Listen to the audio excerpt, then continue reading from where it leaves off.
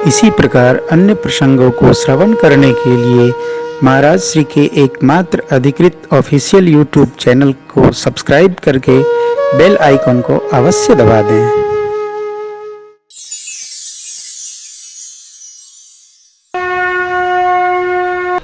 भगवान ने कहा मैं जानता हूं क्या आप नियम में दृढ़ हैं, अतिनय निपुण। और कौन प्रिय प्रभु को? निरत नीति दृढ़ नेम। नेम किस समय भगवान का भजन करना है, चाहे काशी करवट हो जाए। प्रातः काल भगवान में लगना है, संध्या वेला में भगवान में लगना है, भगवान में अनुराग रखना है, धर्म करना है, सत्कर्म करना है, व्रत करना है, तीर्थ जाना है, नियम से दृढ़। निकले नहीं पा रहे हैं साहब, बहुत व्यस्त रहते हैं। कोई बात नहीं, व्यस्तता रहेगी, व्यस्तता एक बार खत्म हो जाएगी। बंगाल और गुजरात के लोग साल में एक बार घूमने जाते हैं। दोनों प्रांतों के लोग बड़े निष्ठावान हैं, वो तीर्थ यात्रा करते ही हैं। करते हैं ना? आपके यहाँ तो आते होंगे। राजस्थान के भी लोग जाते हैं। हम लोग फुर्सते नहीं महाराज। वो लोग कहाँ जाते हैं? काशी, प्रयाग, अयोध्या, मथुरा। हम लोग बड़े व्यस्त हैं महाराज, बहुत व्यस्त हैं। आपको काम बता दूं ना, आप भाग खड़े होंगे, और हम आपको बता देंगे तो आप दिखाई नहीं पड़ेंगे। कितनी भी व्यस्तता हो, हमको यह बात स्मरण में रखनी चाहिए, यह व्यस्तता जितनी बढ़ जाए उतना अच्छा। व्यस्ततम समय में से भी भगवत प्रेम के लिए हमको आपको समय निकालना ही चाहिए। कैसे? जैसे विषय के लिए समय निकाल लेता है, खूब व्यस्तता हो तो भी, खूब भीड़ लगी हो, घर में बेटी का ब्याह हो, लड़के का तिलक हो, जनेऊ हो, क्या क्या हो, तो भी जो नशा करने वाले हैं वो चले जाते हैं दीवार के पीछे, नशा करके चले जाते हैं। निकलता है ना? भांग खाने वाले कहीं चारपाई के नीचे लेट जाएंगे, भांग खा लेंगे, कोई देखे ना चाहे। हाँ, उसके बाद फिर उनको शरबत भी चाहिए, चकाचक काजू बादाम घोड़ के पी लेते हैं। नहीं कोई पिलाए तो खा लेते हैं।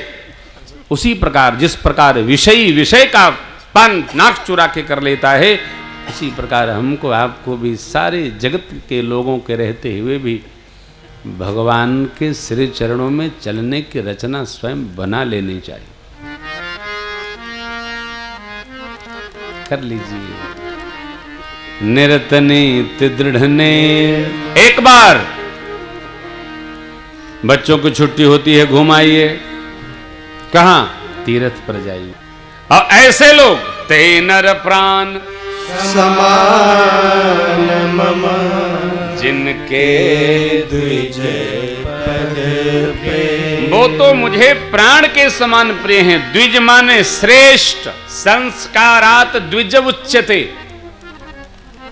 जो संस्कारित लोग हैं, अर्थात जो भगवत भाव में अवस्थित हैं, जो भगवत प्रेमी हैं,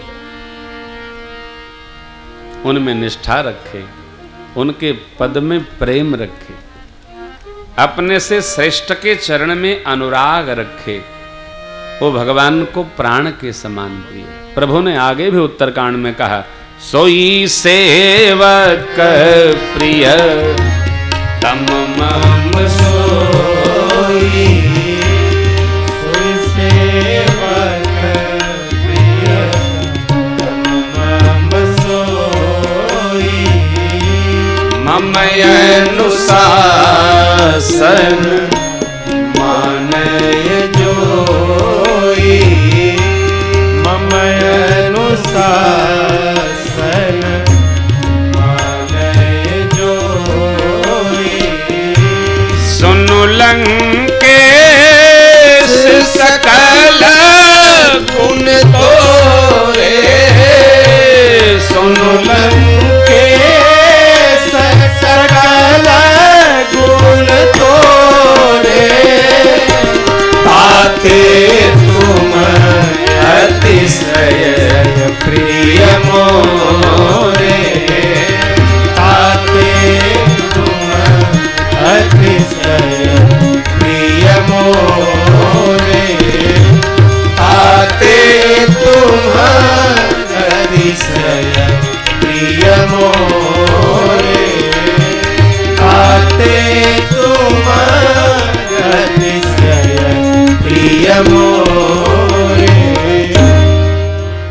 भगवान ने जितना बताया सबके ममता ताग बटोरी, समदर्शी इच्छा कछु नाही। ऐसा सज्जन व्यक्ति और तुम्हारे जैसा सगुण उपासक परहित में लगा हो, नियम में दृढ़, श्रुत रीति का पालन करने वाला, श्रेष्ठ में निष्ठा बनाने वाला। ये कैसे पता चला? अरे श्री हनुमान जी जैसे ही मिले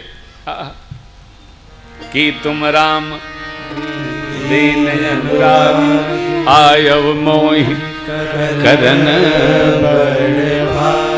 अब मोहि भाव,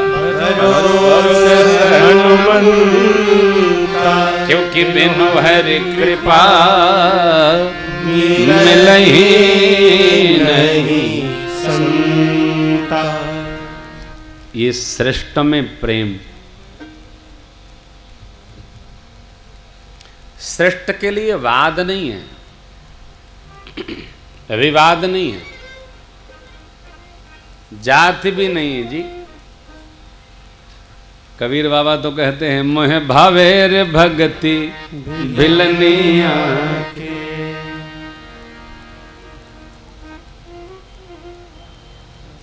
हाँ।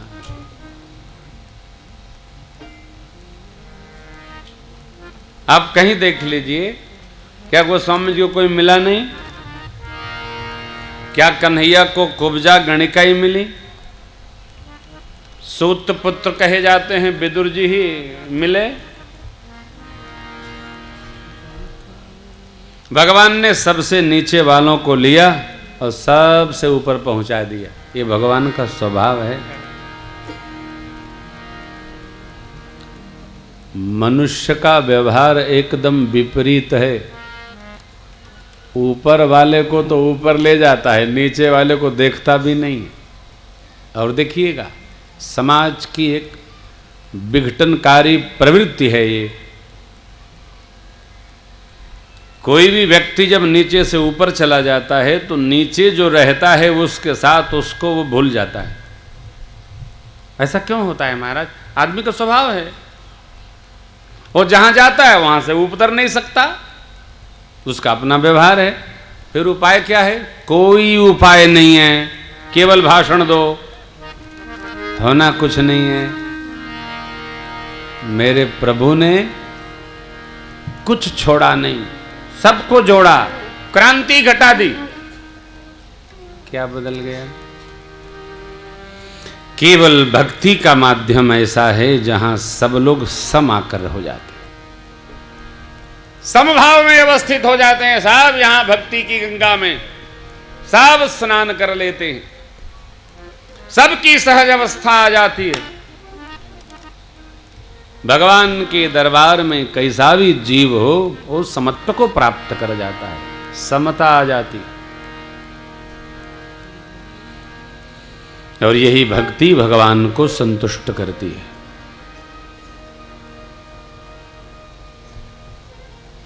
भक्ति को बांध नहीं सकते। आप भी जब भजन करें, कीर्तन करें, सत्संग करें, इसका अनुभव करें। जो लोग भक्ति करते हैं, भजन करते हैं, उनका चित्त परिवर्तित हो जाता है, उनका अभेद समाप्त हो जाता है, वाद भेद नहीं रह जाता। ये जो वर्तमान युग चल रहा है ना, ये अर्थ युग नहीं है, ये व्यर्थ की बात है। फिर महाराज, ये आध्यात्मिक क्रांति का युग है। इसकी उम्र 12 साल है। कब से शुरू हुआ? अभी से, आज से शुरू हुआ। आध्यात्मिक क्रांति का युग है। आप जहां रहिए आध्यात्मिक चेतना का विस्तार करिए, अकेले भजन करना बंद करिए, मिलजुल कर भगवान का भजन करिए। 5 परिवार,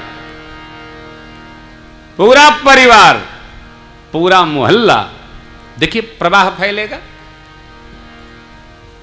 5 लोग बैठ के व्यर्थ में फेटाफाटी करते हैं, उससे क्या होना है? पुराण की पृष्ठावली फेंटिए, कुछ लोक भी बनेगा, कुछ परलोक भी बनेगा। एक समुच्चय बनना चाहिए, समूह बनना चाहिए। कह लिए आध्यात्मिक चेतना जागृत करने के लिए घर घर बने, चाहे वो इस्कान हो, श्री कृष्ण भावनामृत संघ, चाहे गायत्री परिवार हो, चाहे वो यज्ञ करने के लिए ओम भूर्भुवः आदि आदि के द्वारा आर्य समाज हो, श्री रामकृष्ण मिशन हो, कीर्तनिया लोग हों, अथवा अनेक महापुरुषों के द्वारा लाए गए उनके परिकर हों, भगवत भाव का प्रचार होगा जितना समाज में सुख शांति स्थापित होगा उतना, नहीं तो नहीं। केवल विकार, केवल विकार, कहीं विकार नहीं जी, आनंद में रहो, प्रभु प्रसाद खाओ और प्रभु के गुण गाओ। भगवान ने कहा आप जैसे प्रेमी हमको प्रिय हैं, प्राण के समान सारे गुण आप में।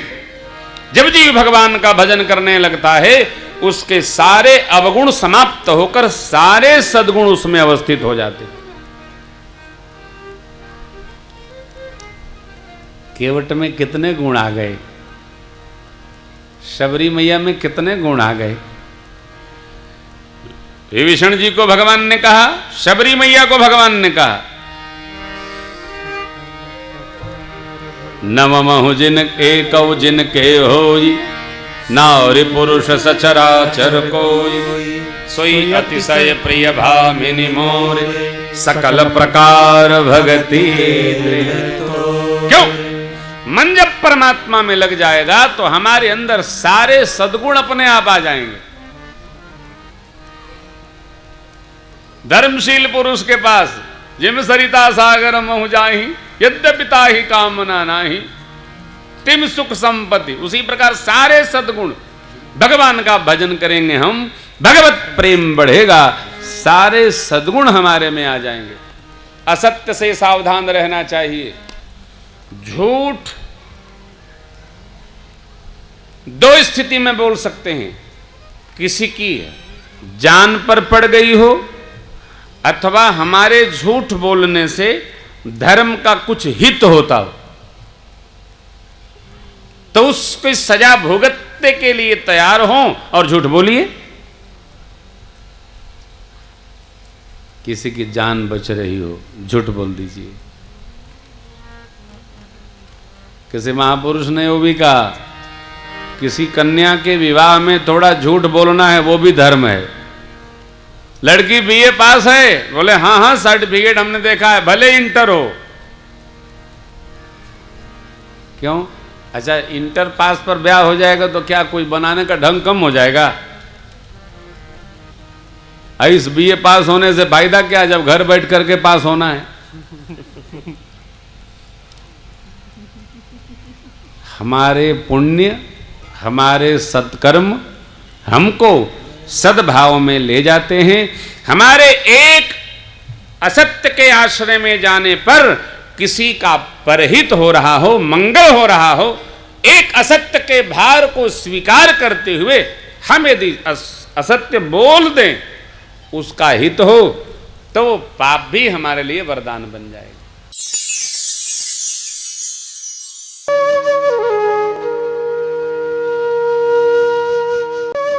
इसी प्रकार अन्य प्रसंगों को श्रवण करने के लिए महाराज श्री के एकमात्र अधिकृत ऑफिशियल यूट्यूब चैनल को सब्सक्राइब करके बेल आइकन को अवश्य दबा दें।